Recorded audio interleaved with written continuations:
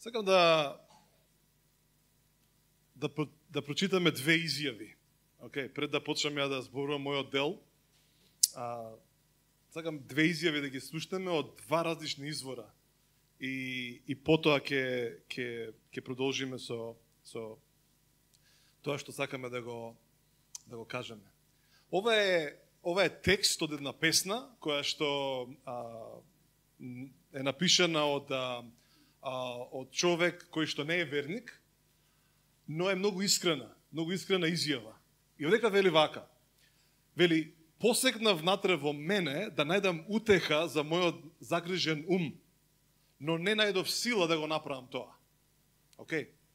Значи, еве човек кој што е искрен, кој што вели, слушај, значи јас посегнав внатре во мене да најдам утеха за мојот загрижен ум, но не најдов сила. И текстот продолжува, не сакав да го читаме цел текст, затоа што е многу мрачен, али ова е реалноста на многу луѓе околу нас. Сега, во исто време, сакам да ви прочитам уште една изјава од еден човек кој што јас лично го познавам, и ова е негова изјава. И кога ја прочитав, многу се израдував. И човекот вели вака, вели, Исус Христос ги направи грижите целосно безмислена категорија. И тука имаме две врсти на размислувања. Едниот е загрижен ум, пробува да се смени, не може. А другиот човек вели, знаеш што, Исус Христос грижите ги направи безмислена категорија на нешта. Едноставно Исус вика, немој да се грижите и ни даде сила како да ја покориме таа грижа. Сега не знам дали вие некој сте размислувале што е спротивното на грижата. За некој ќе каже, па спротивно на грижа е негрижа. Тоа е точно технички, но мораш да дефинираш нешто што е спротивно. А тоа е радоста. Радоста е спротивното на грижата. И затоа, еден од моите омилени стихови, кои што многу често сте ме слушале, е следниот. А Божјото царство не е јадење и пиење, туку е праведност, мир и радост во Светиот Дух. Светиот Дух точно знаеше што да ни даде или што ни дава, за да можеме да се справиме со грижите. А ќе направиме вака. Ако имаш некој од твоја лева или од твоја десна страна, сврти се и вака подчукни го по рамо и каже му, има радост во тебе. Само да знае, значи, само кажи му, има радост во тебе. Што значи тоа? Што значи тоа? Ако има радост во тебе, тогаш има сила да се спротиставиш на грижите. Значи, ако сега ти дојде добро на душичка да кажеш, и стварно има радост во мене? Стварно има радост во тебе. Тоа значи дека сега ти ја имаш силата да ја пресретнеш грижата и да кажеш, слушај грижо, ти немаш ништо со мене. Ти немаш ништо со мојот Свети Дух или со мојот цар. И затоа ти кажувам, грижо, тргни се од мене, бидејќи не ми припаѓаш на мојот живот. Затоа што мојот Бог веќе најде лек, веќе најде решение за моите грижи и веќе во мене стави радост. Така да, убаво е да знаеме дека радоста веќе е во нас. Ако ти си верник, ако ти го имаш Христос, како Спасител, како Цар, како Господ, тој веќе во тебе воспостави нешто што се нарекува радост. Не треба да ја бараш, не треба да ја заслужуваш, едноставно само препознаја дека е во тебе. Амен. Така да, као што кажа Дарко, дека не планирал, ја не планирав ова да го зборувам, всушност само кога влегов во просторијава веднаш ја видов сликата и велам, морам малку да ги, како да кажам, да ги утешам луѓето околу мене, затоа што многу грижи. И тоа не е својствено за човек кој што е верник. Верувајте дека Исус не даде сугестија да не се грижиме. Исус не даде заповед да не се грижиме. Верувајте дека е многу тешко да се зборува и да се живее со човек кој што постојано се грижи. Може да замислите да живеете со човек кој што постојано се грижи. Ќе се заморите, затоа што грижата секогаш заморува. Така ако ќе видите заморни луѓе, знаете дека они се заморени или заморни од грижење. Океј, тука сте ми сите? Добро што ве најдовме, или како се ката, добро што ве гледам. Вие треба да кажете добро што ве имаме. Така нешто требаше, не знам. Некако сте ме многу чутливи денеска. Да не ви е ладно. Океј. Барем имате голема радост вие децата за пакетчиња да се радувате. Ако не за друго, нешто сте добиле денеска. Знаете, ја верувам во силата на Светиот Дух, ја верувам во дејствувањето на Светиот Дух. И јас не можам да се сложам со ниедна изјава која што е спротивна на изјавите на Словото. Словото многу јасно ни зборува кој сме, што сме и за што сме поставени. И секоја изјава која што е надвор од контекстот на Словото, за мене е неприфатлива. Или по да кажам, не е вистина. Некој каже, ама Зоран, зашто ти зборуваш така? Нели, ќе дојде некој и каже, ама ти не знаеш ситуацијата на овој човек. И неверојатно не ја знам. Ама ти не знаеш ни што све овој човек поминува. И неверојатно не знам. И можеби некој ќе бара од мене одговор зошто во мене ми се случува. И јас некогаш можам да имам одговор, но често може да се случи да кажам јас стварно не знам зашто ова ти се случува. Сигурно има некоја причина или сигурно има некоја лекција која што можеби ќе ја научиш на крајот од таа сезона. Но јас не можам да ти кажам зошто е тоа така. Но едно нешто можам да ти посочам, а тоа е дека Исус вели дека нема да те остави што и да се случува. Нема да те напушти што и да се случува. Ја имав можност да слушнам за еден пример, и тоа е само еден пример. Имам многу примери. А ова е пример од еден мој пријател кој што го знае човекот. Човеков бил, живее во Египет, таму станува христијанин и, бидејќи бил музичар, продолжува неговата кариера да пее. И почнува да компонира христијански песни. Значи, збориме за една држава каде што христијанството не е најомилената тема на луѓето. Или пак не е најпријатно да се биде христијанин. Океј? Ние денеска тука и секаде околу нас ја уживаме слободата. И дури да кажеш ти јас сум евангелски христијанин или јас сум нановороден човек, океј, први нема те разбераш што зборуваш, а како второ ќе сватат дека си поразличен од нив. Ама тоа ќе остане тука некаде, на таа, можеби некој да ти каже некој 2-3 неубави збора, можеби некој да подвика на тебе, ама толку ќе биде како да кажем, тој конфликт и ќе се разотидете. Зборуваме за место каде што кој ќе кажеш ти дека јас сум христијанин, ти си всушност непријател на системот. Ти си непријател на таа личност и таа личност нема да остане само на 2-3 збора, него таа ќе направи нешто да те тргне, бидејќи они те чувствуваат како е на македонски, закана. Истојов човек почнува да пее, почнува да компонира христијански песни. Еден ден доаѓаат и го апсат. И велат, ти си непријател на државата, ти си непријател на системот, бидејќи зборуваш против нашиот Бог, кој што во тој систем е исламот. Човеков бива затворен. И кога збориме за затвор, ние размислуваме затвор, нели, не знам кај има затвори, во Шутка, во Идризово, нели. Значи, човекот не бил затворен во затвор, него бил фрлен во дупка. Во ископана дупка, во земја, го затвараат со некои метални прачки одгоре и таму го чуваат. Значи, не збориме за прекршување на човечки права, него збориме за прекршување на светлина, каде што нема светлина, каде што нема никакви услови. Човекот живее во дупка 8 години. Секој ден го вадат надвор по 3 сата да го мачат, за да можат да го направат да се откаже од Христос.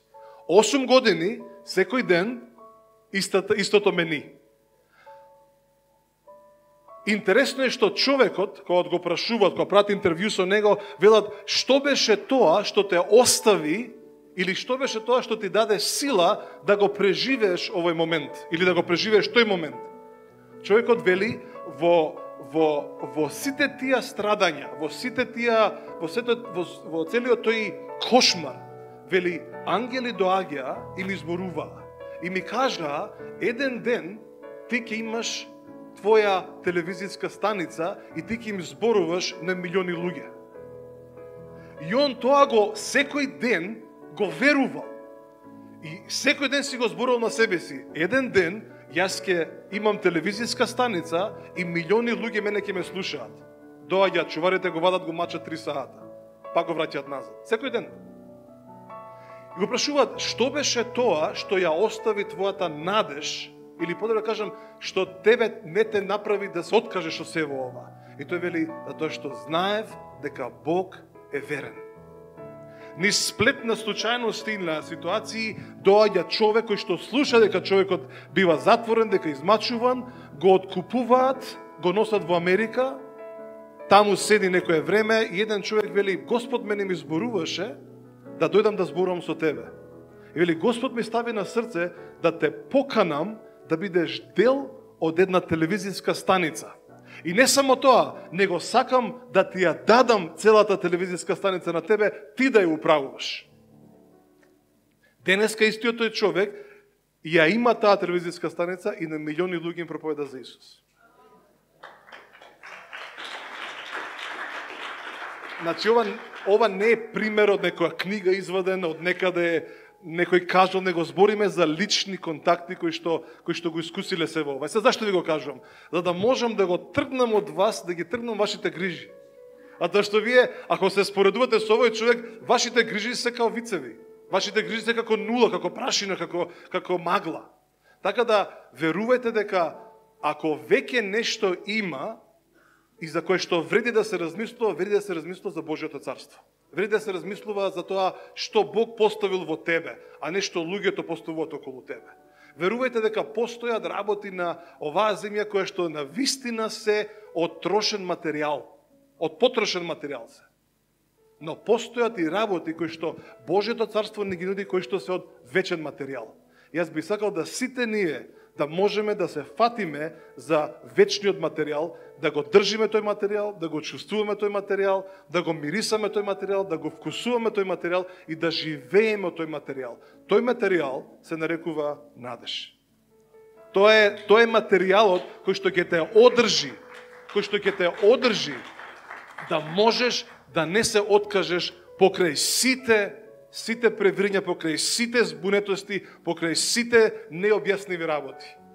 И ќе постојат работи кои што нема да ги разбереш.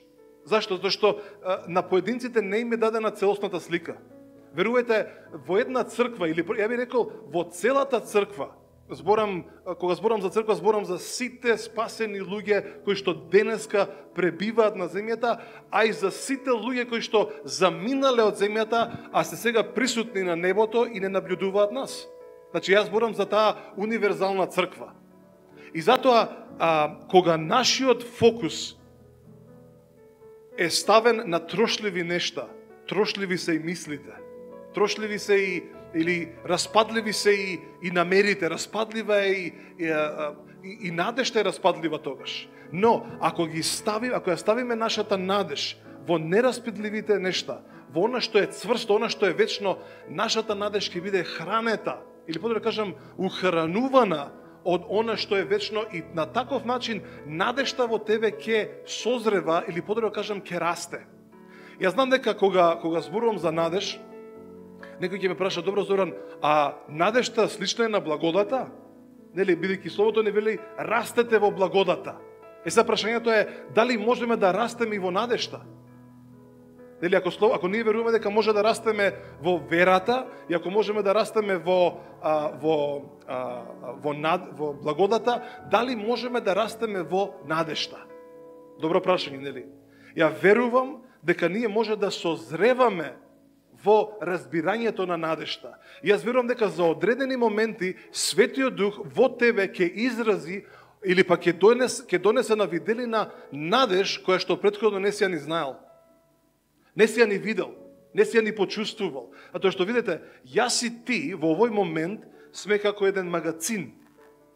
Магазин во кој што има ставено богатства кои што јас и ти се уште не ги познаваме, бидејќи не ни се откриени. Бидејќи кога дојде Светиот Дух, во тебе го донесе Божјото царство во тебе. Единствен начин да јас ги согледам тие богатства во тебе, единствен начин да ти ги согледаш тие богатства во тебе и во другите, е да живееш во разбирањето на благодата. Затоа јас верувам дека благодата е моментот каде што ти се отвара разбирањето за тоа што направи Христос на крстот, што направи Христос кога воскресна и што све остави да јас и ти живееме.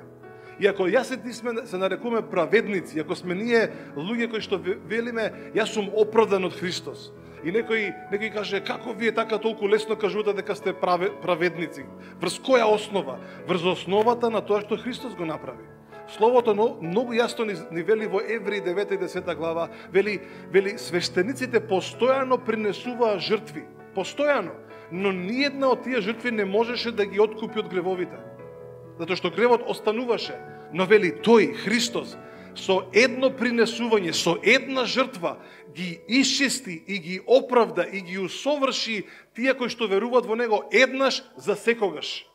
И затоа еднаш за секогаш се случи пред 2000 години и од тој момент во очите на Христос јас веќе бев исчистен заради таа жртва. Дали го разбираме тоа? Христос не мораше да чека да јас да се родам па да му усоврши мене.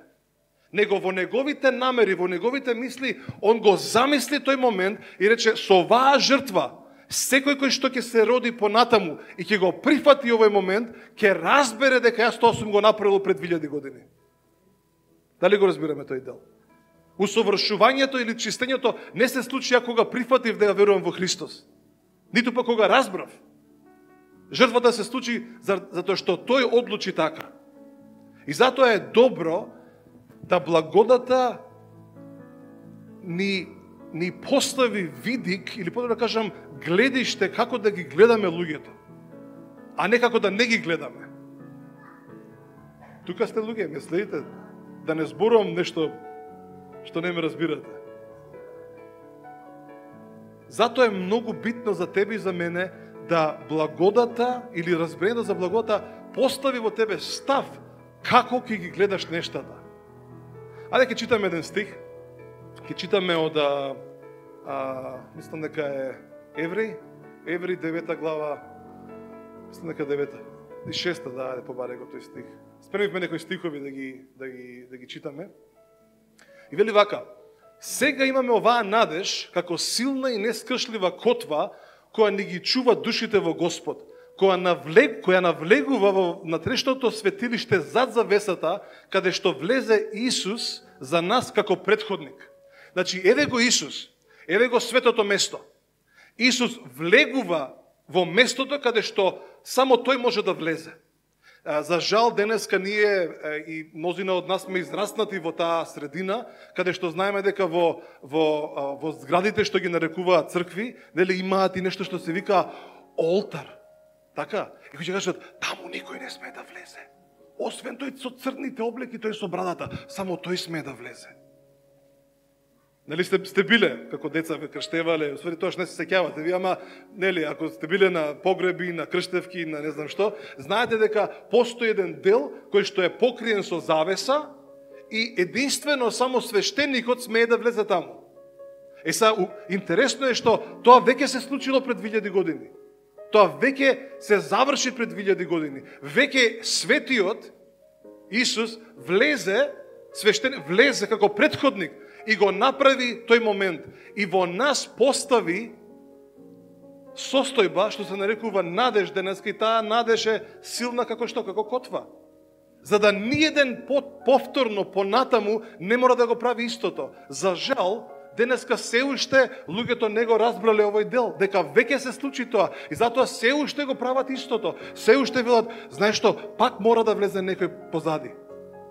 А толку е јасно дека завесата се расцепи, дека влезе внатре свештеникот, се посвети самиот себе си како жртва и затоа што направи жртва, ги исчисти сите понатаму, затоа што беше претходник на што? На праведноста. Исус беше претходник на праведноста која што ние денеска ја уживаме. И затоа вели, со едно принесување, со една жртва, со едно воскресение ги оправда сите кои што веруваат. Ги оправда сите кои што ќе поверуваат и ќе кажат Исус го направи ова за мене. И затоа е многу битно за тебе и за мене да знаеме дека не мораме да се нарекуваме грешници. Не мора. Ти можеш да продолжиш да се нарекуваш грешник, ама не ти вреди. Се збунуваш сами од себе си и ги збунуваш и другите. Ја збунуваш твојата вера, или прво кажам, ја збунуваш твојата насока, бидејќи идеш како македонското оро, како беше, 2 чекори напред и идеш 1 назад. Или како беше, 3 напред, не знам како иде тоа. Сум заборел. Ме тераа порано да играм на свадба, викам, оставете ме бе луѓето. Дали го разбираме овој дел? Значи не можеме, ти можеш да продолжиш да се нарекуваш грешник, можеш. Мене ќе ми сметам, ќе те прифатам. Али немаш потреба. Зашто? Бидејќи ја го навредуваш, во исто време го навредуваш делото на Христос. Христос вели те оправдав, ти викаш, а не, се уште. А уште малку да почекаме. Христос вели, ама ја те оправдав тебе пред 2000 години. А ти викаш, ама не, уште малку да почекаме. И ти можеш да продолжиш така, 1 чекор напред, 2 назад, 2 напред, 1 назад. И тоа ќе биде како една безсмислена грижа. И тогаш грижата ќе стане сила, ќе кажеш, па ја оправдан ли сум? А Исус вели, да, си. И затоа, кога се справуваш со грижите, знај дека тие не доаѓаат од праведноста. Тие доаѓаат од погрешни мисли, од погрешни ставови, од погрешна идеја кој си. Сеќавате како почнавме на почетокот. Грижата ќе те замори. Кога ќе видите заморен христијанин, од било каде да е, прашајте го дали верува дека Исус го оправда. Ако тој, повеќето христијани кои што се многу заморни во животот, не веруваат дека се праведници, не веруваат дека се оправдани. Го немаат тоа откровение. Бидејќи кога знаеш дека си оправдан, веќе немаш што да се грижиш. Ако не се грижиш, немаш што да те замори во животот. Ќе бидеш радосна индивидуа. Амен. Океј. Ајде во истото во Евреите, ќе поминеме во Евреите уште еден стих, кој што го доближува овој дел или како да кажам, ја донесува надежта на едно поблиско ниво во нашите животи. Вели вака: но Христос е повеќе од слуга, тој е верен како син на татковиот дом и ние сега сме дел од неговиот дом, ако се држиме цврсто и уверено за нашата победничка надеж која што е славна. Нешто, постои надеж во тебе, која што е многу славна, која што носи слава во животот, подобро да кажам, и те прави да бидеш издвоен од другите луѓе. Но, постои и услов. За се постои услов, верувајте. Единствено не постои услов за спасението. Спасението веќе е донесено, но ако постои услов е тоа да го прифатиш. Ако веќе го нарекуваме услов. Ама не е услов за да се случи, тоа веќе е направено. Но, постои услов да надежта биде жива во тебе. Кој е условот?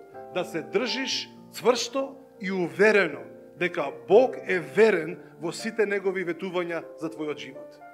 И само тогаш и на таков начин надежта ќе станува жива и реална во твојот живот. Ја не знам кога ти размислуваш за верата. Како ти размислуваш за верата? Многу често јас се седам дома и се наоѓам себе си да размислувам за верата.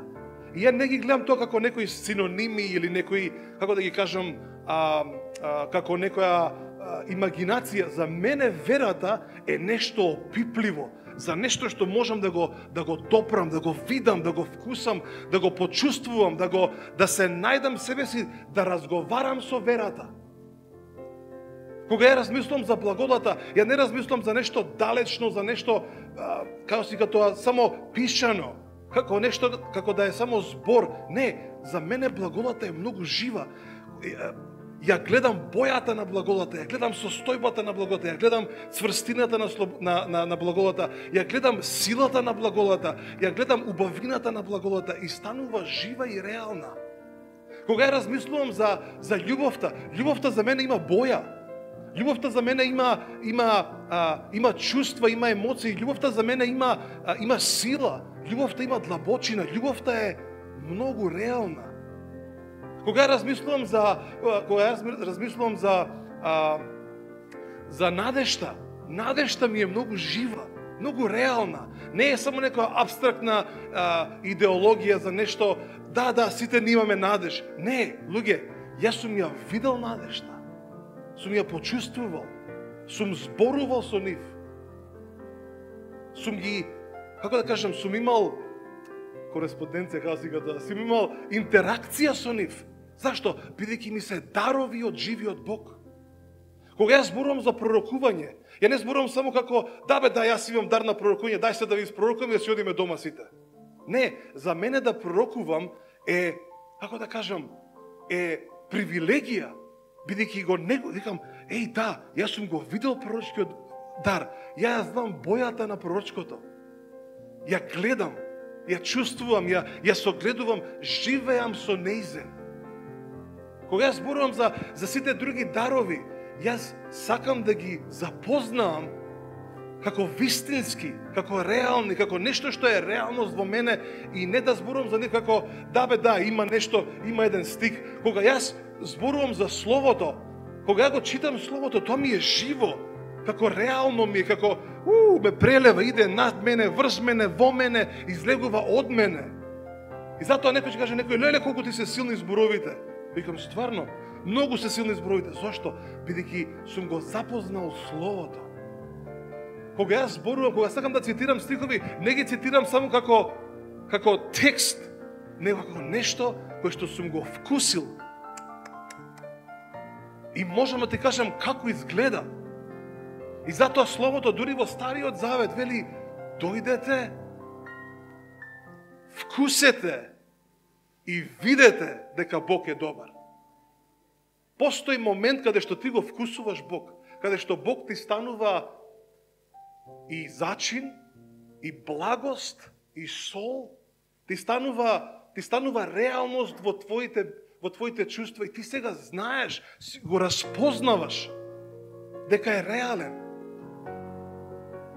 Така да немојте само да зборувате за Словото како читаме ние Библија у црква. Него третирајте ги овие нешта како реални, како вистински.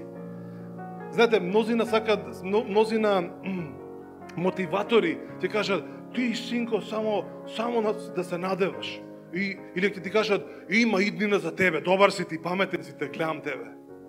Знаете што е убавината на надежта? Убавината на надежта, или да кажам, благодата на надежта е кога ќе разбереш дека иднината всушност не ја содржи надежта, туку надежта ја содржи иднината. И кога ќе го видиш тој момент, кога ќе се загледаш некаде таму и кога ќе видиш надежта колку е силна, ќе кажеш заради надежта јас знам дека мојата иднина ќе биде добра, а не обратно. Некој каже младите се нашата иднина, не е точно. Не е точно. Единствено ако тие млади не ја зграпчат надежта, тогаш они имаат сигурна иднина. Само кога ќе зграпчиш надежта, кога ќе видиш каква е голема, помпезна, силна, несопирлива, тогаш можеш да кажеш мојата иднина, независно од моите услови, ќе биде светла, ќе биде добра, ќе биде силна, ќе биде како никогаш претходно. И затоа многу христијани остануваат само на верата и велат, јас само да верувам и се заморуваат дури и во тоа верување. Зашто? Бидејќи не можат и не знаат како да ја допрат и да ја видат таа надеж. И се заморуваат и кажат, ја не можам више да верувам. Зоран се заморив од верување. Морам да се откажам од ова и ќе се откажам и од тој човек, ќе се откажам од тие луѓе, ќе се откажам од таа држава, ќе се откажам од таа црква и луѓето се откажуваат бидејќи не знаат и не ја вкусиле надежта што Бог ја ставил во нив. А јас знам дека во секој еден во вас постои мерка на надеж која што само ти ја имаш. И ако ти ја живееш таа надеж, ќе оживееш и во мене. Постои надеж што јас имам за Македонија.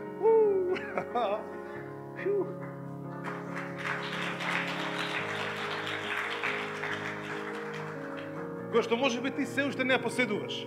Но ако останеш доволно близко и ако доволно ги слушаш зборовите, таа надеж може да дојде врз тебе. И ти ќе кажеш, одеднаш добив иста надеж како овој човек.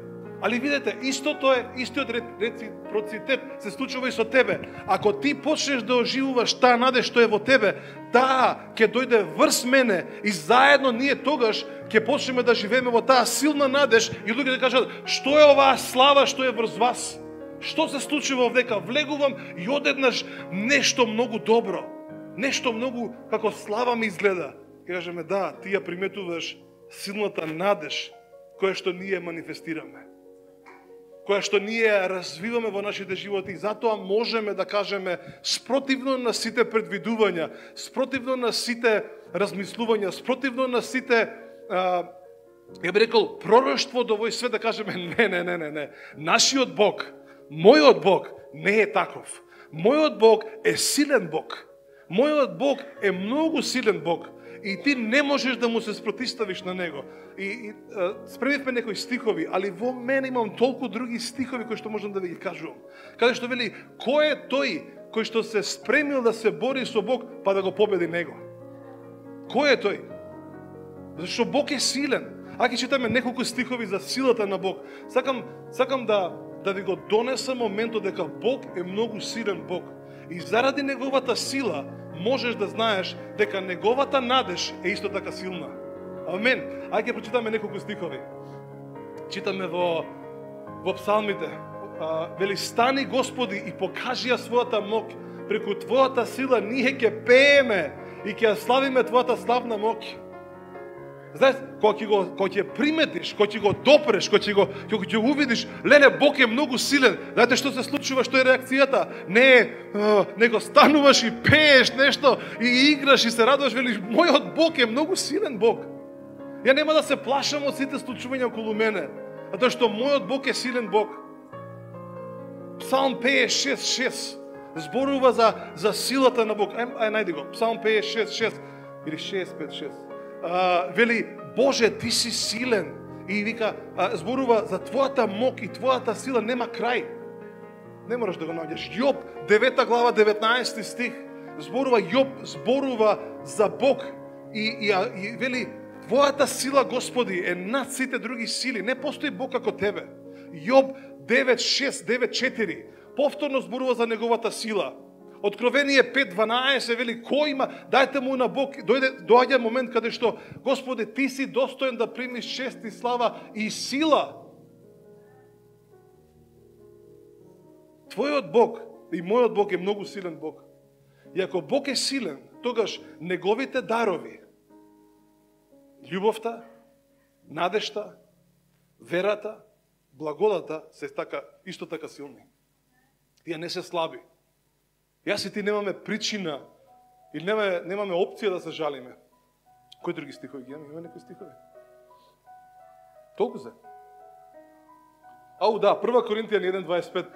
Зашто безумните работи од Бог се покажа дека се помудри од мудроста на луѓето и слабите работи од Бог се покажа дека се далеку помокни од било каква човечка способност. Интересно е што дури словото вели, вика, слабите работи на Бог. Кои се слабите работи на Бог? Не постојат слаби работи на Бог. Знаете кои се тие работи? Јас и ти. Бидејќи луѓе викаат, чекај ти, од што си направен? Па ти си бил жив, од крв и месо си. А ти си слабе. Што имаш завршено? Ништо. Од кај доаѓаш ти од Македонија? И луѓето велат, ти си слаб. И те сметаат за слабост, но не знаат дека силниот Бог живее во тебе. И дека дури и тој слаб човек, кој што, не слаб во, како да кажем, во големина, него неспособен. И вели Бог дека, интересно е што истиот тој Бог, таквите намерно ги бара. Леле, ги бара најслабите, тие најотфрлените. Вика, тој да го најдеме.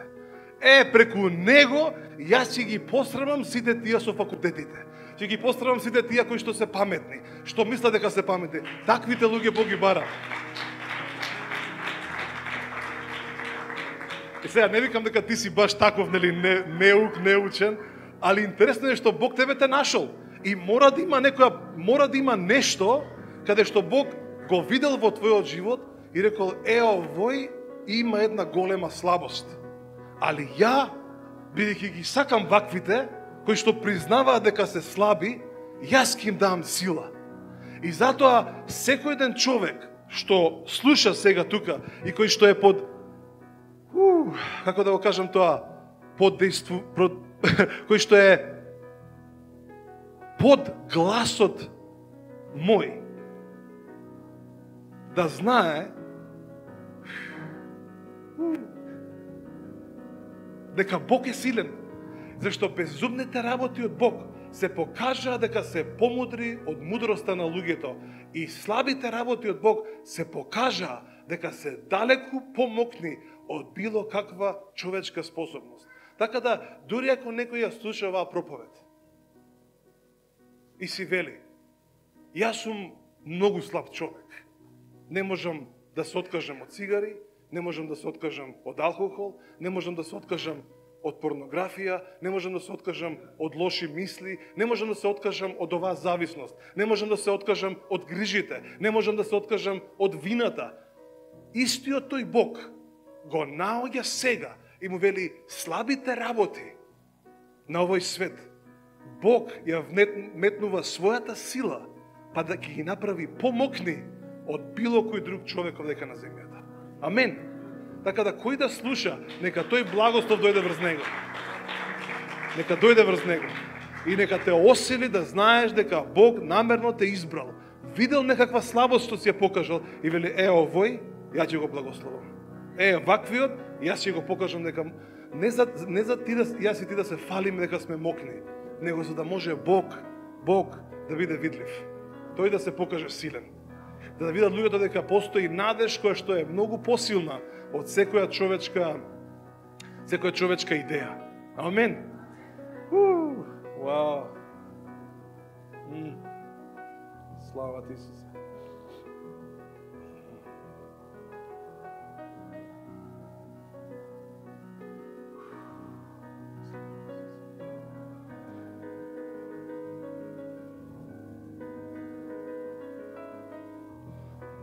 Ако можеш, направи вака или вака некако и посочи го прстот кон тебе. Ако сакаш. Едноставно посочи, кажи, ја. Ако сакате сите, не се срамете, нема да ве посрамотам. Посочиме кон нас и ќе му кажеме на Светиот Дух. Кажеме вака, ќе се молиме сега. Свети Душе, ти ме гледаш мене. Ја гледаш насоката на мојот прст. Ја гледаш дека јас имам слабости. Гледаш дека сум загрижен од луките на овој свет. Но Господи, едно нешто знам, дека Твојата сила е многу голема. И Твојата надеж е многу голема. И сега Твојата сила и надеж нека се пренесат кон мене, нека пораснат во мене, нека дојдат во израз во мојот живот, за да, Господи, да те прославам Тебе, за да Ти бидеш прославен како силен Бог, како силен Спасител. Фала Ти во името на Исус. Фала Ти. Амен. Вау.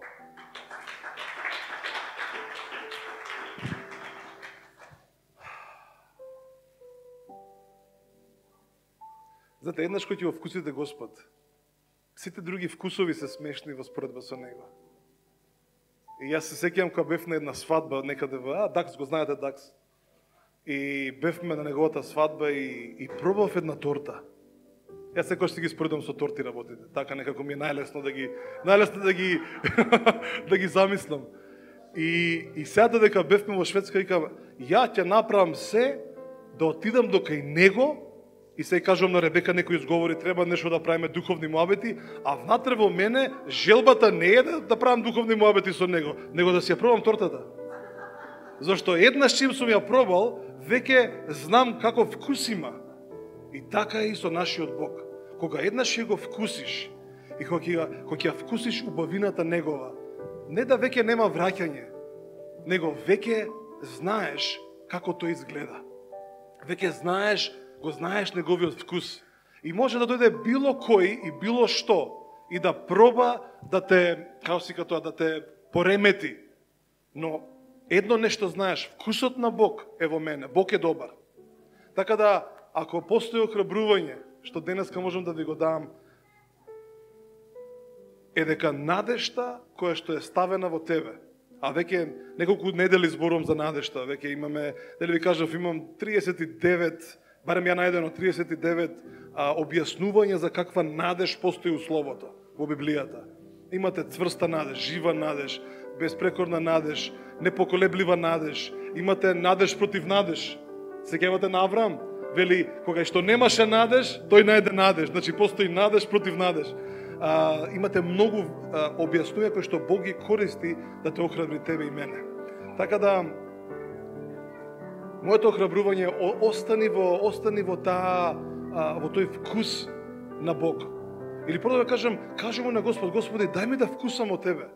Овој Зора напред кажува, објаснува нешто, торти, колачиња, нешто, некои вкусови, ама дај јас да те пробам тебе, да те вкусам тебе. И верувајте дека ќе доаѓате во моменти каде што ќе вкусите и верата, ќе вкусите и љубовта, ќе вкусите и надежта, ќе вкусите и благодата, ќе вкусите убавината на Бог.